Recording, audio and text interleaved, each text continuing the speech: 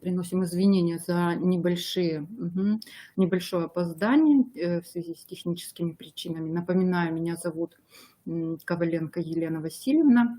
И сегодняшний вебинар посвящен важной теме, снова посвящен приемным семьям, особенностям протекания внутрисемейных процессов в приемных семьях.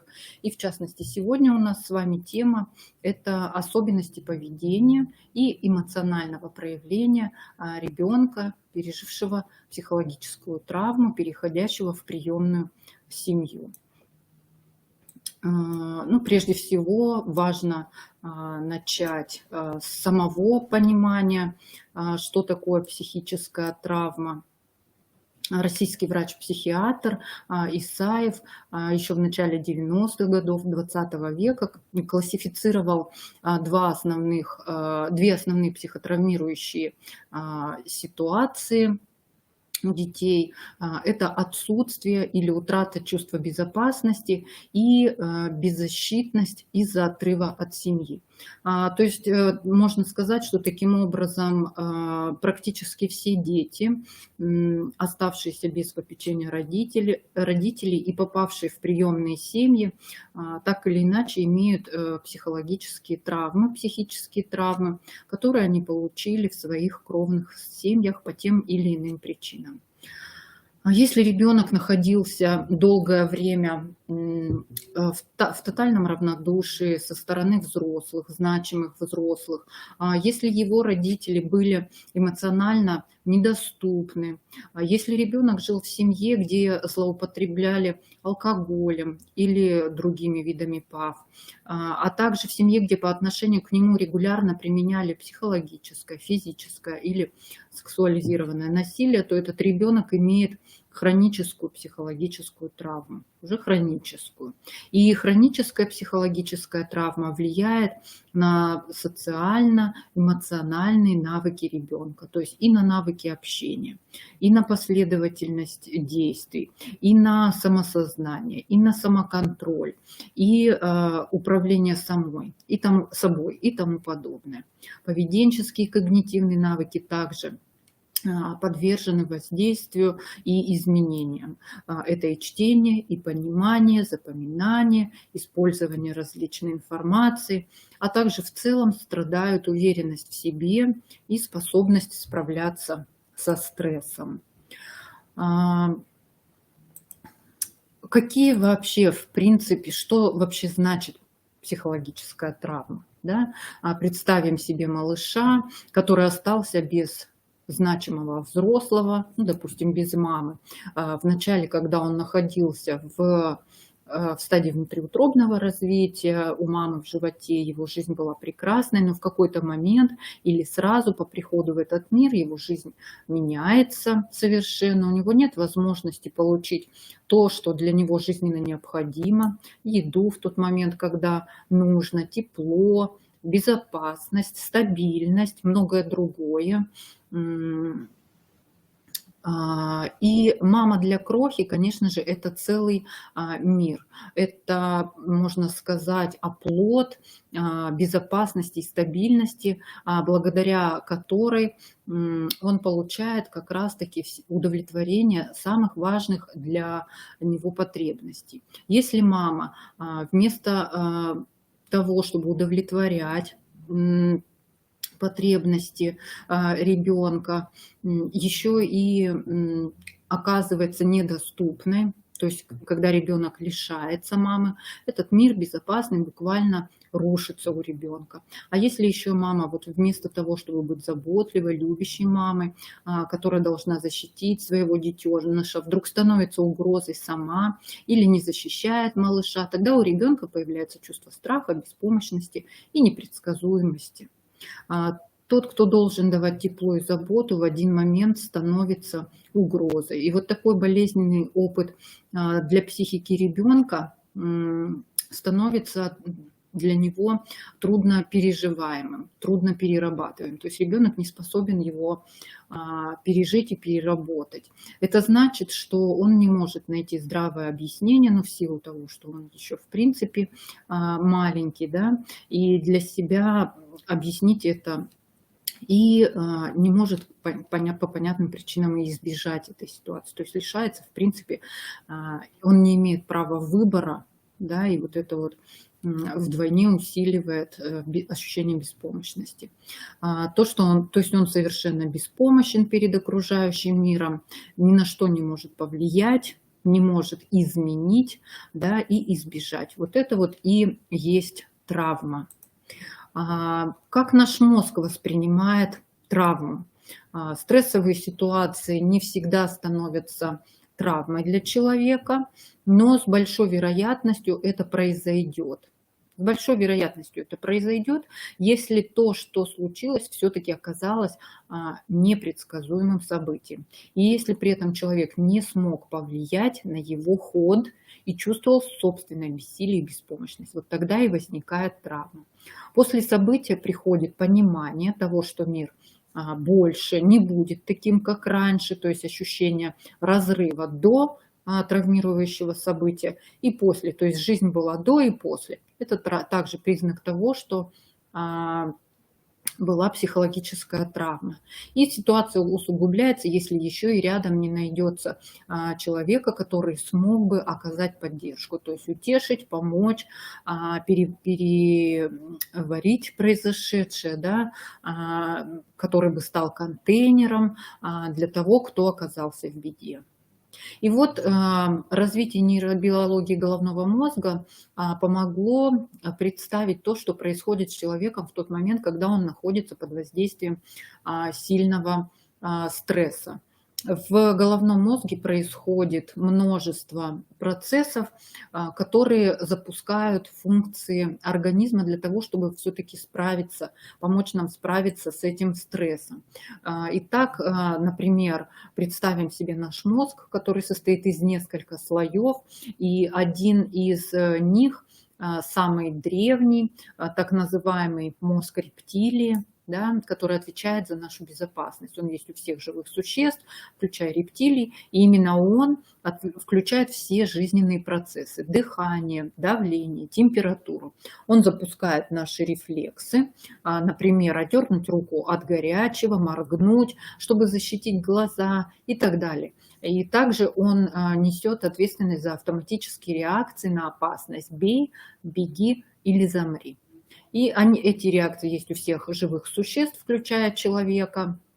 И, например, если заяц встречает волка, его мозг получает сигнал «угроза», и включаются эти реакции. Заяц может убежать или бороться за жизнь, если нападает волк. И можно заметить, что притвориться мертвым также можно.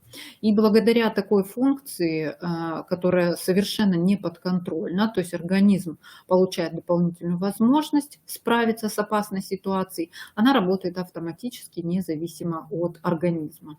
Гормональная система вырабатывает сигналы, так называемые гормоны стресса, и которые стимулируют всю деятельность организма, усиливая кровообращение, улучшая зрение, активизируя работу мышц, скорость реакций и многое другое. И этот механизм очень хорош. С его помощью природа позаботилась о нашем спасении. Вот следующий слой – это лимбическая система, которая отвечает за наши эмоции. Да? Следующий слой. В ней расположено миндалевидное тело или амигдала, и ее еще называют кнопкой паники.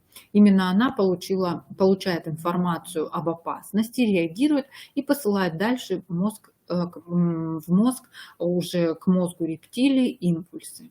И он, в свою очередь, запускает механизмы спасения. Эти механизмы непредсказуемы, человек редко догадывается о том, какая будет реакция у него на тот или иной стресс, то ли он вступит в борьбу, то ли он убежит, то ли он замрет. Он может воспользоваться этим в несколько раз усилившимися возможностями своего организма, мобилизоваться, преодолеть огромные препятствия или даже победить сильного противника. Часто этого сделать невозможно по разным причинам. Например, отец бьет ребенка, Он не может ни убежать, ни ударить в ответ, бей, беги, замри, да. Но его тело, несмотря на это, начинает вырабатывать определенные импульсы, да, естественным образом. То есть кнопка паники запускает гормональную систему, кровообращение, пульс, температуру, да, то есть сердцебиение у ребенка учащается, температура повышается. А если все это происходит в течение длительного времени, то есть если это однократно испытал, да, а если это происходит постоянно, тогда организм начинает находиться в состоянии мобилизации в более длительном, да, временном континууме. И со временем он просто начинает давать сбой. И могут начаться уже вот разные психосоматические заболевания, например, нервные тики в том числе и так далее. Вот следующий слой головного мозга – это уже кора головного мозга. Это та часть, которая делает нас, собственно говоря, человеком, в которой, можно сказать так условно, располагаются высшие психические функции. И она отвечает за логику, речь, анализ информации, память. Все осознанные процессы помещены именно здесь. И вот, к сожалению, кора не руководит кнопкой паники. Вот кнопка паники, она записывает информацию о травматических событиях в свои файлы памяти и включается на определенные раздражители, так называемые триггеры. Это могут быть звуки, запахи, цвета, ситуации, внешность человека, которые напоминают травму. И включаются все соответствующие процессы «бей, беги, борись», когда замри, когда тот или иной триггер выскакивает. Вот и получается, что наши с вами приемные дети имеют бесчисленное число вот этих вот триггеров, которые неожиданно для приемного родителя могут запустить кнопку паники, которая работает уже, скажем так, в режиме сбоя. И они начинают выдавать реакции уже в приемной семье по типу «бей, борись» или «замри». Да? И не всегда эти реакции соответствуют ситуации. Конечно же, приемные дети, которые пережили травматический опыт, имеют эти файлы памяти и включаются все эти механизмы защиты, потому что так придумала природа. Ну и, соответственно, развитие детей страдает, да, потому как хаотичный такой и не всегда адекватный способ реагирования идет на бесчисленное количество триггеров. Поведение приемных детей как раз-таки часто и напоминает реакции «бей, беги, замри». Они могут быть сильно возбудимыми или, наоборот, замедленно апатичными, да, и мы уже понимаем, с чем это связано. Они могут провоцировать других детей на агрессию, могут сами нападать. Приемные дети нередко могут, например, лгать, это тоже способ убежать от наказания. Они продолжают это делать, даже когда им несколько раз повторяют, что, например, наказания не будет, но кнопка паники срабатывает еще длительное время на непонятные, казалось бы, для нас триггеры. Вспомним, что вот именно она, и именно кнопка памяти, да, и кора, отвечающая за логику, за высшие функции, они не подчиняются друг другу. А, соответственно, когда мы пытаемся общаться с приемными детьми на уровне логики, соответственно, они эту информацию, даже если на уровне логики усвоят, на уровне рацио, вот их кнопка памяти, к сожалению, доступ к этим логическим умозаключениям не получат. Для того, чтобы что-то исправить в таком поведении, во-первых, конечно же, взрослые, заботящиеся о приемном ребенке, должны понимать эти механизмы. А во-вторых, нужно сделать все, чтобы вот эта кнопка памяти могла успокоиться. Для этого важно, чтобы ребенок вспомнил, что такое безопасность и стабильность рядом со взрослым человеком, от которого он теперь зависит. Необходимо постепенно создавать безопасную привязанность и безопасную среду. У ребенка должны появиться возможности рассказать о своих травмах, переживаниях, проговорить свои страхи людям, которым сейчас дети не безразличны. Такая важная для ребенка предсказуемость и определенность в настоящем времени, в ближайшем будущем. Это и есть тот терапевтический момент, который будет уменьшать постепенно количество триггеров, на которые ребенок может отреагировать. Не менее важно вот это предсказуемое поведение взрослых и ощущение, что они могут заступиться за ребенка, поддержать, когда что-то не ладится. Если ребенок поверит своим новым родителям, если они не поставят на нем крест из-за вот этого трудного, условно, да, как мы его называем, поведения, маленький человечек в конце концов может расслабиться. И кнопка памяти будет успокаиваться, и головной мозг позволит себе включить другие функции. Он начнет включать функции развития, познавательного интереса, да, поискового, исследовательского поведения. Он наконец-то сможет запоминать информацию и обрабатывать больший свод различной информации. Со временем такой ребенок сможет во всех отношениях, в принципе, догнать обычных семейных сверстников, в кавычках, да. И те семьи, которые, с одной стороны, будут уверенными в своей родительской компетенции, будут настаивать на правилах, но с другой стороны опекать и поддерживать приемных детей, это позволит потенциалу приемных детей раскрыться. Ну и позволит компенсировать, не только компенсировать, но и развить интеллектуальные, физические, эмоциональные и волевые способности. Какие вообще травмы испытывают приемные дети? Конечно же, это травма лишения. Она возникает при игнорировании потребностей ребенка. Например, родители не реагируют на плач ребенка, обесценивают его страхи, не учитывают его психологические, физические особенности. Или, например, у ребенка сверхзаботливая и даже гиперопекающая мама, но она игнорирует потребности ребенка в самостоятельности. Да, это тоже травма лишения.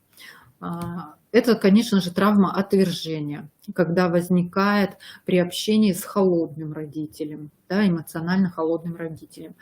Такой родитель может быть рядом физически, но эмоционально не вовлекаться в жизнь ребенка, не быть с ним в психологическом контакте. Это может быть связано с текущим состоянием родителя, например, конфликты с партнером, острые стрессы из-за каких-то личных, материальных и так далее проблем, ну и в связи с собственными невротическими чертами. Потребность привязанности, мы помним, она врожденная, она есть у каждого ребенка, однако способность ее устанавливать и поддерживать уже зависит от взрослых. Она может либо нарушиться из-за враждебности и холодности родителей, либо все-таки возникнуть.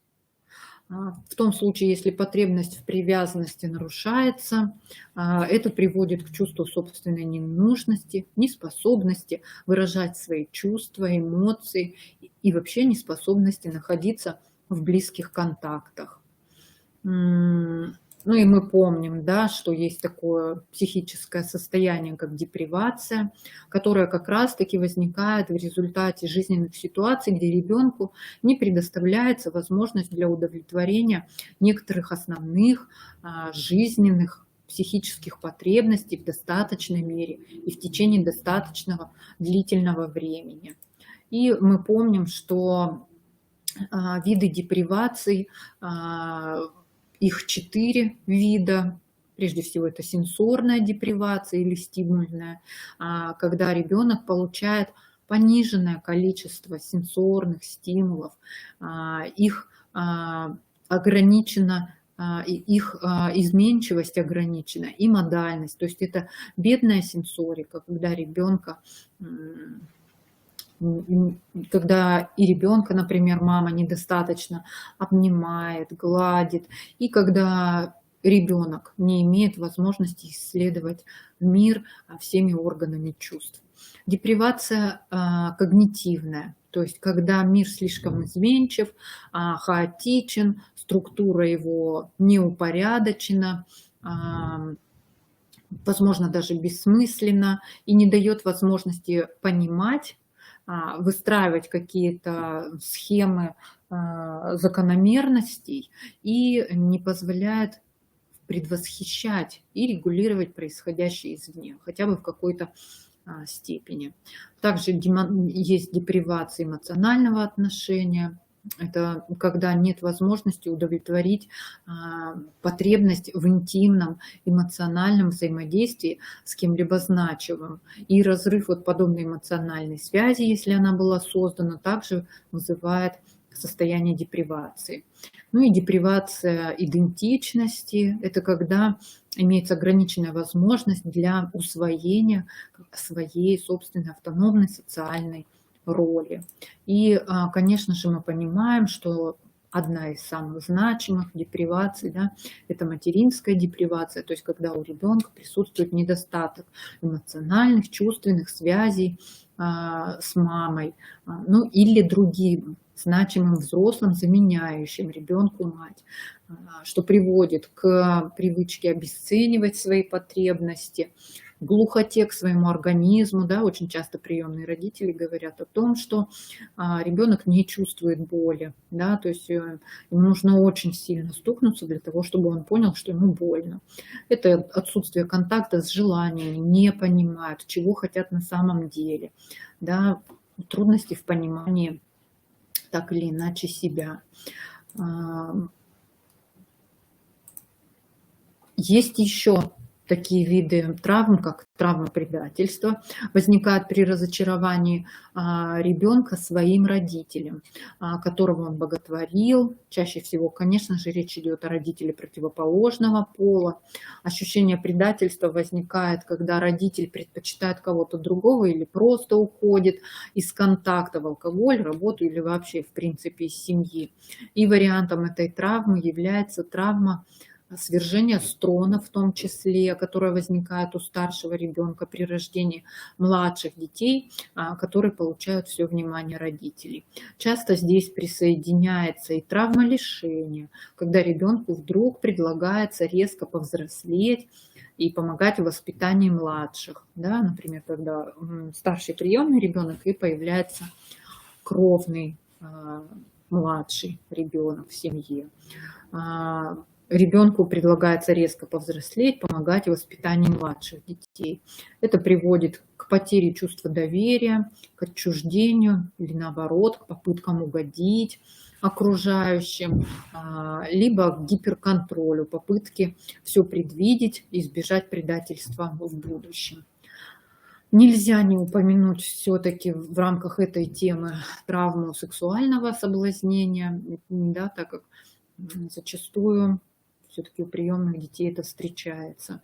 Возникают в случае, понятно, сексуального насилия над ребенком. Это одна из таких самых тяжелых, закрытых тем, которая вытесняется из сознания родителей, детей. Практически всегда вызывает серьезные эмоциональные расстройства, ну и в том числе сексуальные. Травмы, связанные с физическим насилием, в том числе, возникают при систематическом жестоком обращении с ребенком со стороны взрослых или других детей, что приводит к хроническому чувству небезопасности, зависимостям, виктимному поведению жертвы. Повзрослев, человек может неосознанно вступать в отношения, в которых будет продолжаться вот этот вот опыт насилия. Кроме того, существует еще травма унижения. Эта травма возникает, когда родители не реагируют на ребенка положительно и как бы передают ему послание: ты сам по себе недостаточно хорош, чтобы заслужить нашу любовь. Был бы ты немножечко другим, мы бы тебя полюбили. Ты должен соответствовать образу, правильно функционировать, и тогда ты будешь достоин нашей любви. И в нашем менталитете, в принципе, заложены традиции много ругать, критиковать, стыдить детей. Чувство стыда, оно отсутствует в природе само по себе. Оно возникает благодаря вот социальному взаимодействию ребенка со взрослым. И мы приучаем, научаем ребенка зависеть от оценок. И, в принципе, вот эта вот травма унижения начинается довольно рано, с родителей, продолжается в детском саду, в школе. И в итоге вот эти вот постоянные унижения могут приводить к хроническому чувству неполноценности, стремлению самоутвердиться за счет успехов, доказать, например, родителям, что я к чему-то способен, к постоянному фоновому чувству стыда, которое достаточно сложно переносить даже взрослому человеку, а ребенку и тем более. И непереносимости критики, и стремлению конкурировать, в том числе и в личных отношениях. Угу. Ну и к чему же вот эти вот все травмы могут приводить? Коротко, да? Во-первых, изменяется, скажем так, такой фактор, как общение. То есть в норме ребенок, который, условно говоря, воспитывается в нормативной семье, у него возникает доверие к людям, автономность, он способен сепарироваться от взрослого, отделиться, чувствовать и проявлять свою самостоятельность. Он может по-разному вести себя в конфликтах, использовать разные стратегии и быть гибким в конфликтах, и находить конструктивные способы их разрешения. Дети, которые испытали депривацию, психологические травмы, психические травмы, они теряют доверие, базовое доверие к миру, возникает недоверие к людям, склонность к зависимостям, деструктивному поведению при решении конфликтов. Далее влияет, конечно же, на интеллект. В норме мышление формируется высшее, да, образное, творческое мышление. У детей, испытавших депривацию, мышление сохраняется на уровне ситуационности, наглядности мышления и классификационного мышления. На что еще влияет? Конечно же, влияет на мотивацию. При нормативном развитии ребенок испытывает разнообразие и богатство мотивов и свободу от ситуации. То есть он может сохранять свой мотив вне зависимости от того, как на него влияют люди или обстоятельства. Цели может сохранять и так далее. Депривированные дети, в принципе, может быть полностью отсутствие желания или узость и бедность содержания мотивов и привязанность к ситуации. То есть поменяется ситуация, поменяются цели, мотивы и так далее. Воля, волевые процессы. При нормативном развитии это все-таки ориентация на самоконтроль, нет ожидания, что кто-то меня будет контролировать, и я не смогу остановить свои реакции, если, например, кто-то не шлепнет меня по попе. Да? То есть, вот депримированные дети, во-первых, они имеют привычку к пошаговому контролю и все-таки склонны к тому, чтобы их контролировали, да, и в том числе их эмоциональные реакции. Восприятие самого себя при нормативном развитии – это принятие себя, доверие к себе, ориентация на формирование все-таки самооценки по собственным критериям, такое полноценное чувство «я», цельное. При депривации дети не принимают себя, недоверие к себе. Это и нарушение схемы тела, и нарушение принятия тела, да, нарушение непонимания своих эмоций, непринятие эмоций, ориентация в самооценке в большей степени на мнение других, и больше формируется чувство «мы», да, нежели чувство «я». На что еще влияет? Да, влияет в том числе даже на восприятие времени. В норме дети видят перспективу прошлого и будущего, а депривированные дети ориентируются только на настоящее. То есть суженная перспектива прошлого и будущего.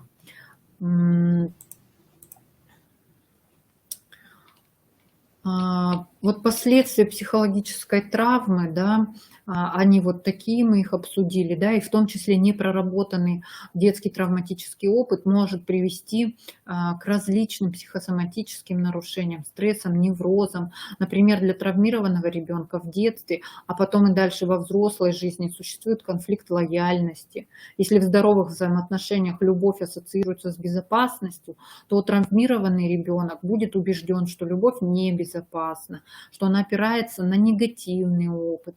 Также обстоит дело и с доверием, и с другими чувствами. И механизмом травмы является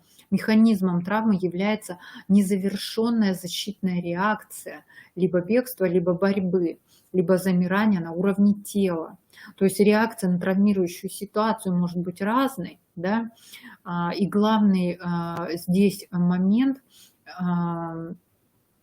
как раз-таки вот ощущение, что я не смог себя защитить, да, в какой бы то ни было реакции, в травмирующей ситуации. И вот это вот ощущение незавершенного действия, оно дополнительно создает усиление травмирующей ситуации. Действия приемных родителей. Вообще тяжелые травмирующие ситуации оставляют в психике ребенка глубокие следы и могут быть бомбой замедленного действия. Травмы разрушают защиту, ребенок не чувствует себя в безопасности. И, конечно же, важно помочь правильно прожить эту травму, завершить ее, чтобы травмирующее переживание стало опытом, на который ребенок может опереться, а не источником проблем и болезней. И в первую очередь надо дать ребенку чувство безопасности и помочь установить границы собственного пространства, личные границы, помочь ощутить доверие. Конечно же, работать с травмами лучше с поддержкой опытного психолога или психотерапевта. В любом случае это должен быть специалист в сфере сиротства, который будет понимать, что происходит с ребенком. Ну, помним, да, что в поведении также это традиционность, с чем обращаются приемные родители. Прежде всего это, например, ложь, да, приемного ребенка. Почему возникает именно вот такое изменение в поведении? Это потребность избежать наказания, желание получить незаслуженное поощрение или привлечь внимание, фантазирование, уход в реальность или проверка чувств, границ манипулирования. И здесь может быть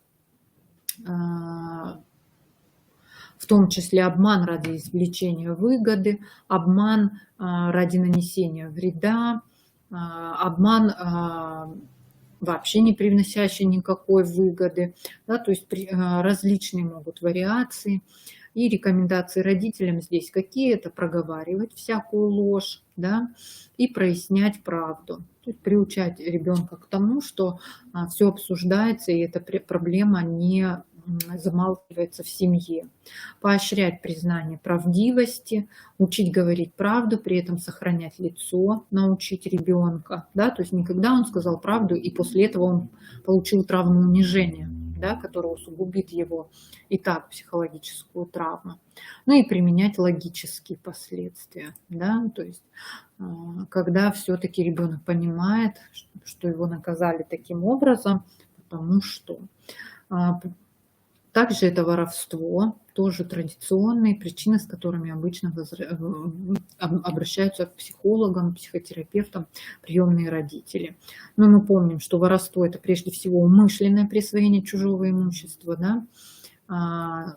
Мы должны прежде всего прояснить, насколько ребенок понимает, что такое вообще имущество и что такое присвоение. И то есть если у ребенка пока нет этих понятий, соответственно, и он взял чужое, так как у него не сформированы эти понятия.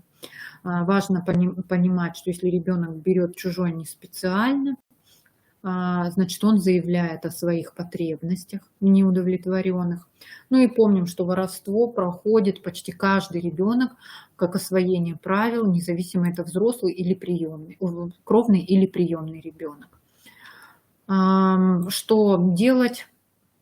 Да, это все-таки помогать ребенку сформировать волевую сферу, потому что помним, что у приемных детей зачастую бывает полевое поведение. Мне шел мимо, да, плохо лежит, взял. Ну, и не только у приемных, у кровных детей подобное бывает. Полевое поведение в норме уходит к 7 годам у кровных детей, у приемных детей к 12 годам. Это планирование дня и соблюдение режимных моментов, это также, да, формирование все-таки волевой сферы. Это введение посильных обязанностей тоже в копилочку, формирование воли. Помним, что нельзя провоцировать полевое поведение, оставлять на виду, да, какие-то ценные вещи. Ну и разговаривать о чувствах мамы и ребенка, разговаривать о том, как можно удержаться. Помним, что воровство бывает от незнания правил, и тогда, соответственно, эта система, например, выделения денег, учим экономической грамотности, финансовой и так далее. От непонимания границ помогаем, учим понимать свои и чужие границы. Но если это невротическое навязчивое воровство, тогда это прежде всего связано с процессами возбуждения, это все-таки присоединение невролога, психотерапевта. Бывает еще воровство как эмоциональная зарядка, да, получение адреналина, ну тогда соответствующий вид спорта, например, туризм. Бывает воровство как присвоение родителя, да, то есть я не верю, что родитель мой, соответственно, беру его вещи как часть родителя. Ну и воровство как способ получения внимания. Значит, обращаем внимание на то, достаточно ли времени мы уделяем ребенку. Также помним, что самый важный момент, когда есть факт кражи, это обязательно последствия. То есть не мама берет украденную, например, вещь, идет сама договаривается там с родителями в детском садике, возвращает вещи, извиняет, извиняется, а это делает обязательно ребенок, ну, вместе с мамой. Да? То есть именно получение обратной связи является основным профилактирующим и лечебным фактором.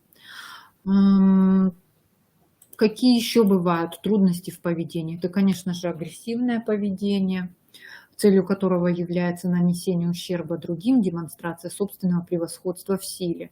Ну и помним, что базовыми условиями формирования агрессивного поведения является наблюдение, как поощряется агрессия других людей, например, в семье, да? Поощрение агрессии окружением, то есть, ну, молодец, сумел там, дать сдачу, умница. Это самостоятельное поощрение своей агрессии, тогда, когда я уже хвалю себя за то, что я такой молодец, я смог там, да, проявить свою физическую силу. Это семейные факторы, то есть насилие. Да, прежде всего, когда обращаются на прием с агрессивным ребенком, сразу же спрашиваем, применяется ли в семье физическое наказание. Отгороженность, холодность, безразличие значимого взрослого, прежде всего мамы, свидетель насилия между родителями, нарушение границ, личных границ ребенка также вызывает агрессивное поведение и непоследовательность воспитания, то есть поощрение агрессии, игнорирование. Ну и личностные факторы, трудности контроля аффекта и травматические переживания. Ну, собственно, это вот те зоны, на которые нужно обратить внимание для того, чтобы уменьшить степень проявления агрессии у приемного ребенка. То есть это налаживать контакт, это прояснять базовые причины, это обучение контролю и мотивировать ребенка на другое поведение. Могут еще присутствовать побеги, как эмансипационные, демонстрационные, драмомания, просто домой к кровным родителям. Да? Но здесь работаем с каждым конкретным случаем, проясняем у ребенка, что привело к этому, что было до этого. как произошло, смотрим аффективную часть побега, какие чувства до, во время, после побега испытывал ребенок. Обязательно спрашиваем, можно ли было ситуацию решить другим способом, из-за которой был совершен побег, думал ли ребенок об этих ситуациях, пробовал ли их. Ну и помогаем переоценить все-таки ситуацию и выбор, помогаем увидеть новые альтернативные способы поведения в тех ситуациях, когда у ребенка возникает желание убежать из дома. Причины сексуализированного поведения тоже понятно, мы проговорили, да, что это вот вследствие депривации, это определенное родительское поведение, последствия травм сексуального, физического, психологического насилия. И очень важно замечать, когда возникает вот такое сексуализированное поведение, обучать ребенка навыкам релаксации. Важно учить правильно выражать свои чувства, потому что иногда это следствие неумения рассказать о своей тревоге, о своей злости, еще каких-то моментах. И очень важно компенсировать дефицит внимания и любви детям с такими проявлениями. Ну и мы всегда должны понимать, что именно семья является, собственно, лечебным, терапевтическим фактором профилактики эмоциональных и поведенческих нарушений у приемных детей. Ребенку необходимо, чтобы члены семьи имели реалистичные ожидания по отношению к нему, чтобы их ожидания соответствовали возможностям приемного ребенка и были созданы условия, которые позволили бы этим возможностям найти свое применение. Важно наблюдать за поведением ребенка, понимать сигналы, идущие от него, потому что приемный ребенок не всегда может сам объяснить, что с ним происходит. Он себя сам не понимает. Своевременно реагировать на эти сигналы, отмечать положительные мельчайшие изменения. Учить ребенка говорить о своих чувствах и самим говорить о своих чувствах. Помогать справляться с тревогой, плохим настроением. И чтобы другие члены семьи также не чувствовали себя брошенными и одинокими. Очень важно учитывать актуальные потребности ребенка, его способности. Конечно же, важно признавать то, что достигает ребенок, и относиться к ним серьезно, даже если это какие-то маленькие достижения. Научился застегивать пуговицы, наконец-то начал чистить зубы. Важно говорить с ребенком о его возможностях, подтверждая, что вы относитесь к этому серьезно.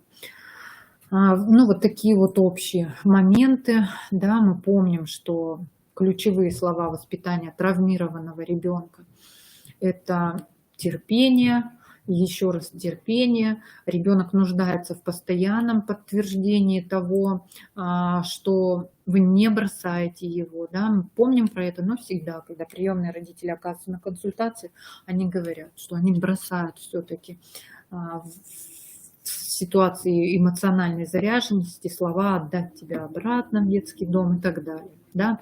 То есть все эти моменты понятны, но тем не менее вот такие вещи должны быть исключены, да, из общения с приемным ребенком, приемного родителя. Это обязательно последовательность в действиях. То есть мы возвращаем ребенку вот это ощущение предсказуемости. И обязательно должна быть рутина. То есть вот этих вот фонтанов, кружков, идей приемным детям, особенно на этапе адаптации, не нужно. Это усиливает тревогу, вот этот вот маятник настроения, раскачивает их состояние. Поэтому должны быть вот прям какие-то рутинные ритуалы, да, чтобы ребенок вначале восстановил свое чувство безопасности. Обязательно личное пространство, в котором ребенок будет учиться чувствовать свои границы через свое пространство. И все-таки на этапе особенно адаптации поменьше ожиданий от ребенка. Пусть он развивается в своем темпе.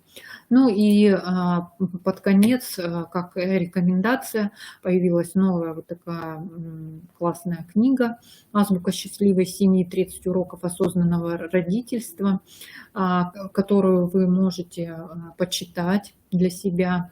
Авторы программы опираются на труды известных авторов: Болби, Корчика, Петрановской, Гиппенрейтер. И что самое интересное, там не только реальные истории и примеры из жизни, но есть еще и практические упражнения, которые можно выполнять прямо в этой книге и пополнять свою копилку осознанного родительства новыми какими-то открытиями, ощущениями для себя.